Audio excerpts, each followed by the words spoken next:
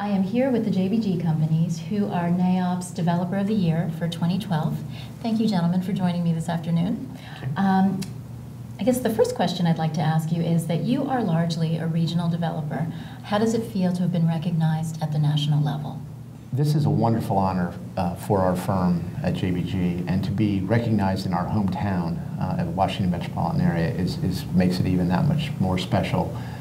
We've been in business for a long time, over 52 years, and we have really focused all of our efforts here in this Washington market. So to be recognized by our peers across the country for our contributions, which have been only in sort of one place, makes it even that much more special for us. And we're all very humbled by it. We're all very excited by it. The whole firm is very excited by it in terms of recognizing what a wonderful honor this really is to be called out within our industry and recognized for the work that we've done. So we couldn't be happier, and we're very proud of it, and plan to display our trophy in a very prominent place in the office as well.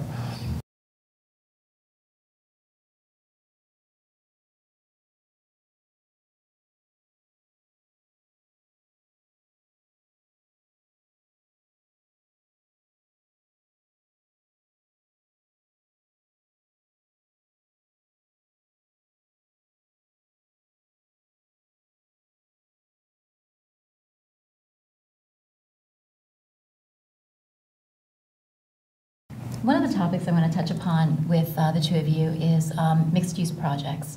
Generally, they are the projects that are the hardest to do. They cause the most brain damage. They're the most expensive. But you all have a knack for doing them extraordinarily well. Talk with me a little bit about the commitment that you make to this type of development. Well, we have, over time, have learned how to do mixed-use projects.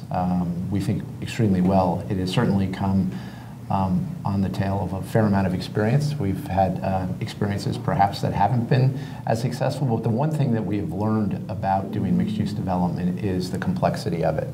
It really is very complicated from beginning to end, and as is consistent with most of our corporate philosophy, we realized to be the best mixed-use developer, we needed to assemble a talented team that were experts in each of the different product types.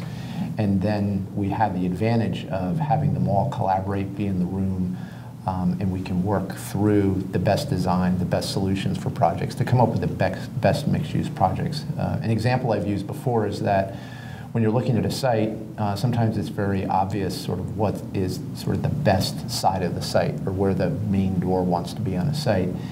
And when we're all looking at this within our firm, we don't have the retail group only fighting for that, when the hotel group also needs to understand where they fit in the overall development, as well as the residential and the office. So we're there in a position where we have the luxury of being able to sort of break those ties, and we are able to then come up with projects which we think work better in the long run, because they are conditioned and our negotiations are internal as opposed to with external parties.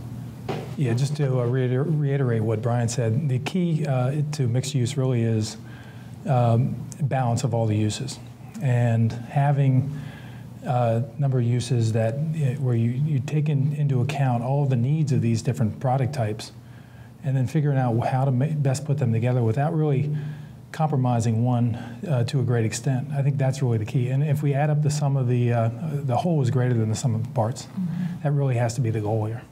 One other thing that I'd like to add is that we have also found over time that given some of the demographic changes that are occurring, and given the desirability, people want to live in mixed-use environments. We know that's not unique just to our market, that's happening across the country.